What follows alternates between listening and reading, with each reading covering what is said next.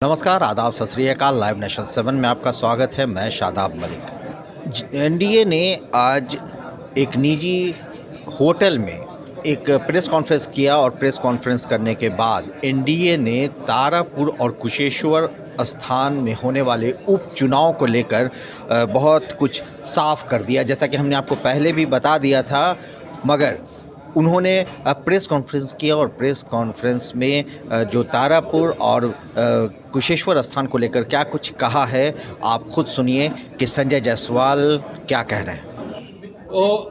तो हमें पूरी एनडीए ने यह निर्णय लिया है कि हम 164 तारापुर से श्री राजीव कुमार सिंह जी, जो बहुत वर्षों से समता पार्टी से लगातार जुड़े रहे हैं, माननीय मुख्यमंत्री जी के संघर्ष के समय से समता पार्टी से वो लगातार उनके साथ रहे हैं, वैसे राजीव कुमार सिंह जी को हम 164 तारापुर से चुनाव लड़ाएंगे और 78 कुशेश्वर स्थान से श्री अमन भूषण हजारी, जो कि स्वर्गीय शशि भूषण हजारी जी के सुपुत्र हैं, वह एनडीए के संयुक्त उम्मीदवार के तौर पर दोनों अपना नामांकन करेंगे।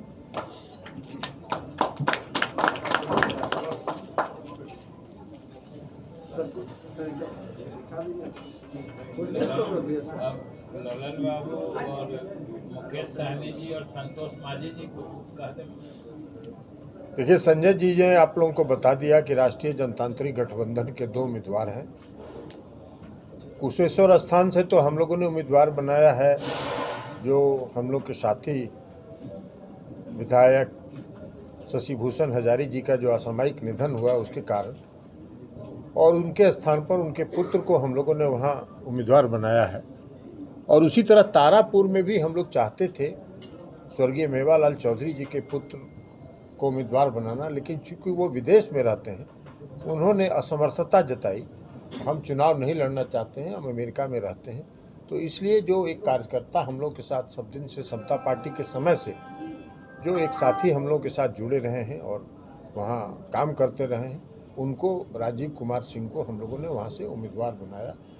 और राष्ट्रीय जनतांत्रिक गठबंधन दोनों सीटों पर उपचुनाव में पूरी मजबूती के साथ चुनाव लड़ेगा और पूरी ताकत से हम दोनों सीट वहाँ से चुनाव जीतेंगे। बहुत लोग मुंगेरी लाल का हसीन सपना भी देख रहे हैं, वो हसीन सपना देखते रहें, सपना सपना ही उनका रह जाए। चुनाव अभियान भी साथ में चलाइएगा आप सब? स्वाभाविक तौर पर सब चुनाव अभियान साथ चलेगा। मैंने मुकेश जी हाँ, पहले मुकेश जी को बोले। मुकेश जी और आप इतना हड़बड़ा कह रहे हैं? बहुत बहुत धन्यवाद। जैसे कि हमारे संजय जी ने ऑलरेडी आप सभी के सामने में हमारे एनडीए के प्रत्याशी का नाम का घोषणा ऑलरेडी कर दिए हैं।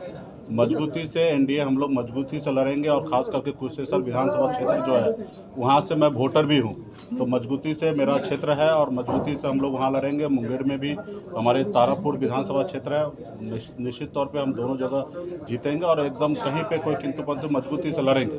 धन्यवाद।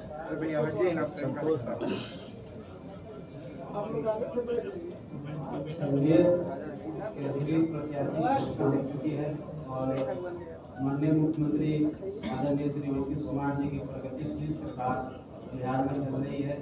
सबको पता है कि सरकार कैसी है, तो हम समझते हैं कि कोई लड़ाई नहीं है। एनडीए के दोनों प्रत्याशी भारी बहुमत से जीत के आ रहे हैं। हम लोग सिर्फ साथ में मिल करके जितने वोटों से पहले एनडीए के प्रत्याशी जीते उससे कहीं ज़्यादा वोटों से वो जिताएंगे, कहीं हम लोग की आशा है और हम लोग सभी साथ होकर के पूरी तरह से प्रचार सम्राट जी उस क्षेत्र से आते हैं, सीट पर लड़ने की बात कर रही है। सम्राट जी उस क्षेत्र से आते हैं, उनका पेट कभी नहीं भरने वाला है। जी दीजिए ना माइक सम्राट जी वहाँ के वोटर हैं। दोनों विधानसभा से एक मंत्री वोटर है।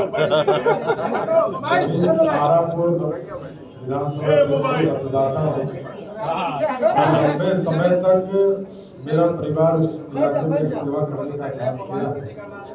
स्वाभाविक तौर पर पूरी तरह एनडीए मजबूती के साथ पिछले चुनाव में भी हम लोगों ने पूरी तरह उस इलाके में एनडीए को जिताने का काम किया था। पहली फेज में उस इलाके में चुनाव हुआ और उस इलाके में पूरा सीट लगभग हम लोग ने जीतने का काम किया था। इस बार भी दोनों सीट हम लोग जीतने का काम किया।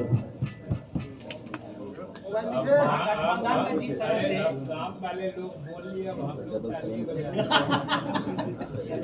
महागठबंधन में जिस तरह से सीट को लेकर के विवाद है, कांग्रेस ने एक टीम बनाई है कि कौन उम्मीदवार होगा, फिर आरजेडी करे कि दोनों सीट पर हमको लड़ना है। आरजेडी भी लड़ना चाहती है, कांग्रेस भी लड़ना चाहती है उपचुनाव। दूसरे का समस्या हम लोग जिसको लड़ना है लड़े, उनकी हार निश्चित है और हम लोगों की जीत निश्चित है। हर कीमत पर हम रिकॉर्ड मतों से जीतेंगे। इस सरकार के कार्यों के कारण दोनों सीटें हम पुनः रिकॉर्ड मतों से जीतेंगे। संजय जी, आपने कभी कहा था कि लोजपा अभी भी हमारे गठबंधन में है, आरजेडी ने कहा है बिल्कुल, इसमें भी चुनाव प्रचार में जाएंगे। पशुपति पारस जी बिल्कुल चुनाव प्रचार करेंगे। लोजपा पशुपति पारस जी राष्ट्रीय अध्यक्ष है और हमारे साथ है। जब केंद्र में मैं यहाँ बैठा हुआ हूँ, जब अपने राष्ट्रीय अध्यक्ष को रिप्रेजेंट कर रहा हूँ, तो जो हमारे देश में जो हमारा गठबंधन है, पशुपति पारस जी और लोजपा के वो राष्ट्रीय अध्यक्ष हैं, वो बिल्कुल चुनाव प्रचार में जाएंगे।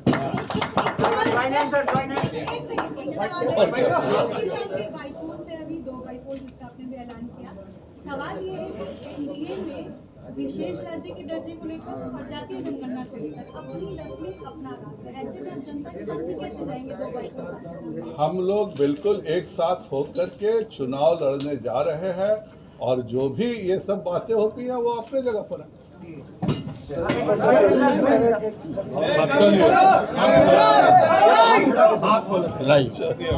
इन लोगों ये फोटो